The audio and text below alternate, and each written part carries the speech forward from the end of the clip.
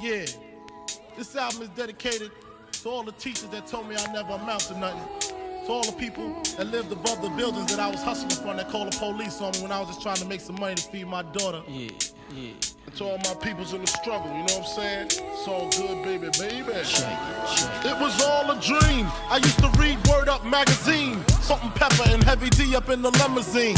Hanging pictures on my wall. Every Saturday, rap attack, Mr. Magic. Hey there, welcome to the locker room. Coach Arias here. Today's message is Over-Simplification of the process. The oversimplification of the process. Continuing in the spirit of some of the things I've learned in the study and research with Ty Lopez, and I think it's called the 67 Steps. As we started to learn, and he started to go over that nowadays we are led to believe that everything is easier than it is. Everything has a quick fix in the media or in magazines. You know, take this pill to lose fat, or 7 days to your very best health, or you know, all this quick fix stuff. They'll show movies or something on how you just bump into this girl at Starbucks and all of a sudden your eyes lock and you get married and have kids and live happily ever after, not showing all the grind in between and all the stuff that really happens.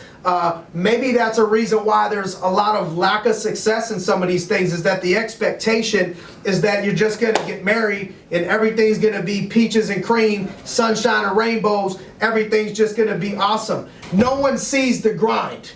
So everybody sees the things like Bill Gates, billions of dollars.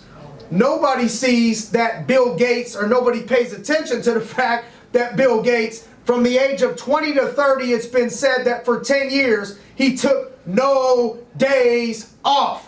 What if somebody told you, you got to work for 10 days? You could still be a human. You could still exercise. You could still spend time with your family. You could still go to church. You could still do all the things that make you whole, but you got to work for 10 years straight, and you'll have billions of dollars that you could give away to charity and change people's lives forever. Would you do it? Because a lot of people don't know that this man worked that many years, but they see the outcome.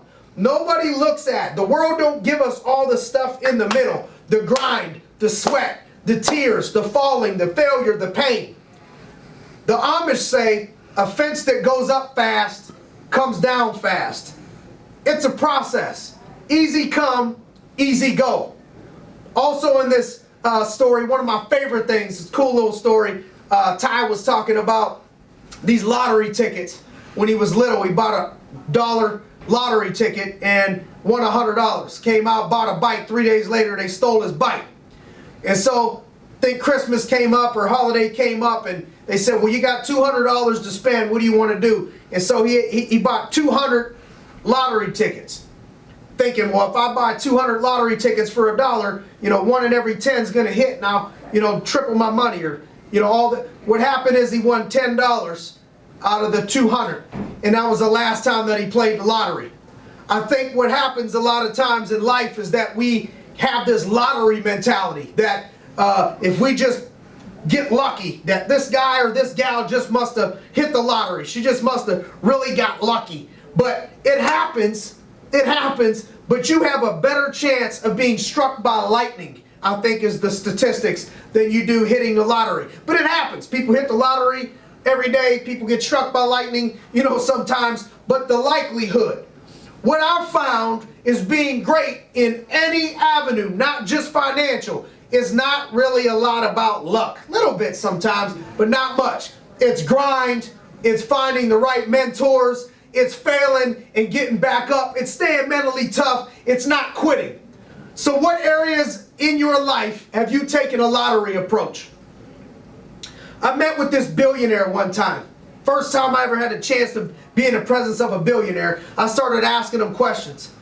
And he told me that he paid himself $200,000 a year for over 30 years, reinvesting back into his business, reinvesting back into his business, reinvesting back into his business. All of a sudden, the last 10 years, he's enjoyed being a billionaire in his 60s. So all people see is the lifestyle over the last 10 years, like he must have hit the lottery the last 10 years. What they don't see is the previous 30 years where he had a shovel in his hand and literally was digging dirt and reinvesting and reinvesting and reinvesting. And when I met him in his office at 7 a.m. in his 60s, still grinding, still getting it. So that's today's message.